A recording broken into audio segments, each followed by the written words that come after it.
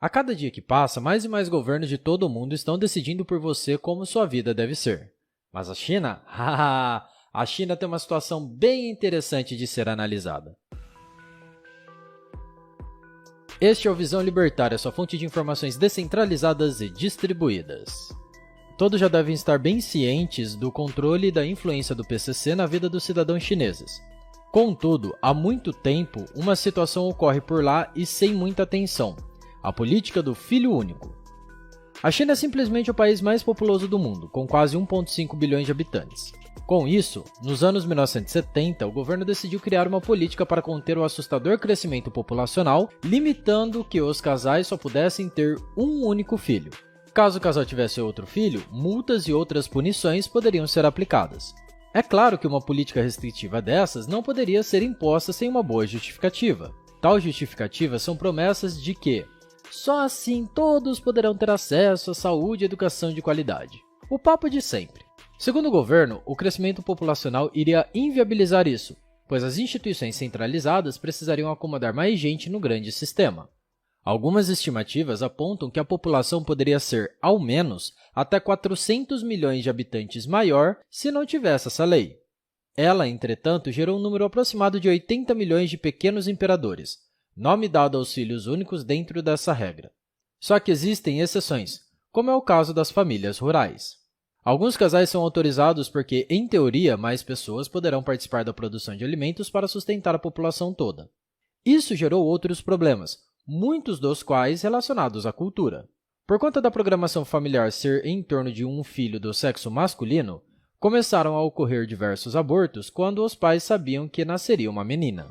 Ou mesmo, era comum a venda de bebês considerados indesejados pelas famílias por todo o país, geralmente para casais sem filhos. O modelo de 4 avós, 2 pais e 1 filho se tornou comum e regra dentro da China. Entretanto, em 2016, quando essas medidas foram flexibilizadas, a vontade do país passou a ser o completo oposto. O governo central passou a incentivar que os casais tivessem mais filhos, com algumas províncias cogitando até mesmo licenças maternidade de 1 ano e licenças paternidade de 1 mês. A mudança da restrição de apenas 1 para 2 e agora até 3 crianças tem um motivo: taxas de natalidade em queda e uma população cada vez mais idosa. Assim como outros países da Ásia, como Japão e Coreia do Sul, a China pode acabar tendo mais idosos que jovens trabalhadores que contribuem para a movimentação da economia. A diminuição populacional pode até mesmo afetar as estratégias de expansão global chinesa, que precisa tanto de mão de obra qualificada quanto mão de obra barata e em abundância. Não só isso, mas a Índia, rival da China no campo político e mesmo com disputas militares e territoriais, deve superar o número de habitantes chineses em 2027. Só que mesmo esses incentivos não estão contribuindo, o que pode ser visto pelo número de apenas 12 milhões de nascidos na China em 2020. Mas outras questões também estão envolvidas nesses números baixos. Segundo uma pesquisa, a quantidade de gastos e a grande necessidade de cuidado têm sido uma barreira para casais que acreditam que não vale a pena ter filhos. Por conta dessa questão financeira, outros benefícios estão sendo pensados e implementados, como a melhora no sistema de maternidades, aumento do número de escolas, benefícios tributários, dentre outros. Só que isso não é algo exclusivo da China. Os casais de vários outros países estão fugindo do pensamento de aumentar a família e mantendo a casa somente com os dois. Já não é mais sobre ter filhos, mas sobre todo o esforço empregado e todos os custos que se tem com uma criança. E em um mundo mais globalizado, no qual a China hoje está tão inserida, os casais acabam se preocupando muito mais com a carreira e outros sonhos mais materiais do que em querer ter um filho. Nas grandes cidades como Xangai, Hong Kong e Pequim, os custos de lazer e escola são enormes e só crescem, uma realidade que poucas famílias podem arcar. Os valores de residência estão cada vez mais elevados, levando as famílias a viverem em espaços cada vez menores e com menos conforto, um ambiente nada adequado para as crianças crescerem. O crescimento pessoal está sendo priorizado em detrimento do crescimento familiar, o que também mostra a baixa do número de casamentos. Com isso, muitos outros países, e em especial os países desenvolvidos, nos quais se incluem Japão e Coreia do Sul, estão registrando baixas nos nascimentos e um aumento na longevidade e número de idosos. Mas na China ainda é apontada uma outra questão. Há um número muito maior de homens do que de mulheres, e muitos acabam especulando ser consequência direta da política do filho único. Afinal, como já falado, as crianças do sexo masculino eram preferidas, enquanto as do sexo feminino acabavam sendo abortadas, entregues para outras famílias ou mesmo abandonadas para morrer. E essa cultura faz com que somente as mães acabem assumindo as responsabilidades dos filhos, enquanto os pais, mesmo com direito a licenças, rejeitem-a para não ter que cuidar das crianças. Dessa forma, mulheres que já possuem uma carreira preferem não arriscar ter filhos. Só que tem uma pergunta que poucos fazem. Será que as pessoas estão evitando ter filhos pois estes viverão em um ambiente tão sem liberdades? Pare e pense. Quantas pessoas você já ouviu falar que não querem botar uma criança num mundo tão cruel? Se isso acontece no Brasil, isso com certeza acontece na China, e de uma forma potencializada.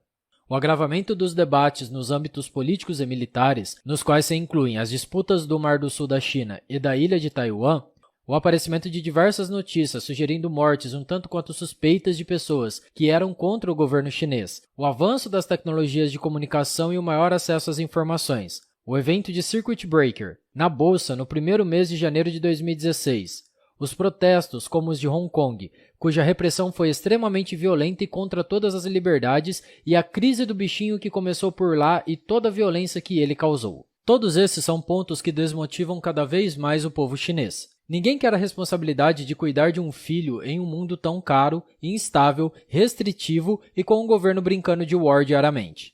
Isso mostra o preço da liberdade. Em um país em que até mesmo a quantidade dos filhos é controlada, não há como um indivíduo se sentir verdadeiramente livre. Pelo menos, não aquele que passa a conhecer o que é liberdade. E é por isso que o partido controla tanto o tráfego da internet. A má administração do governo central, querendo que as pessoas façam o que ele manda, sempre vai ter reflexos negativos no futuro. Por outro lado, vemos que mesmo pessoas com uma parte de suas liberdades ceifadas ainda conseguem distinguir o que deve ou não ser feito. Em uma época de instabilidade e insegurança, elas escolhem não ter filhos por conta de toda a responsabilidade que deve ser assumida. E é basicamente assim que funciona o mercado. Querer controlar o que os casais devem ou não fazer não deve ser responsabilidade dos estados, e estes só geram essas proibições porque não funcionam. Se ele, em teoria, se propõe a disponibilizar saúde e educação para todos e os impostos estão sendo capturados diariamente, o mínimo que ele deveria fazer era ter uma estrutura para suportar os filhos das pessoas. Mas é óbvio que ele não vai ter, porque isso tudo é só desculpa para cada vez mais abocanharem o dinheiro suado de quem verdadeiramente trabalha. O importante é termos atenção a esses pequenos furtos de liberdade, um aqui e outro ali, caminhando para um novo normal. Um normal em que o governo estará acostumado a tomar nossas liberdades sem podermos nem dizer o contrário. O controle de maternidade por lá e todas essas outras afrontas que nos impedem de sermos verdadeiramente livres são exemplos que ainda estão lá do outro lado do mundo. Mas, se não nos atentarmos, estarão em breve nas nossas casas. Obrigado pela sua audiência. Esse artigo foi sugerido e escrito por R2L2, revisado por Paulo Almeida e narrado por Coreia com K. Se você gostou desse artigo, clique no ícone de curtir abaixo e compartilhe o vídeo em sua rede social. Se você deseja ser notificado de outros vídeos, clique em se inscrever e depois no ícone da campainha. Até a próxima e tchau!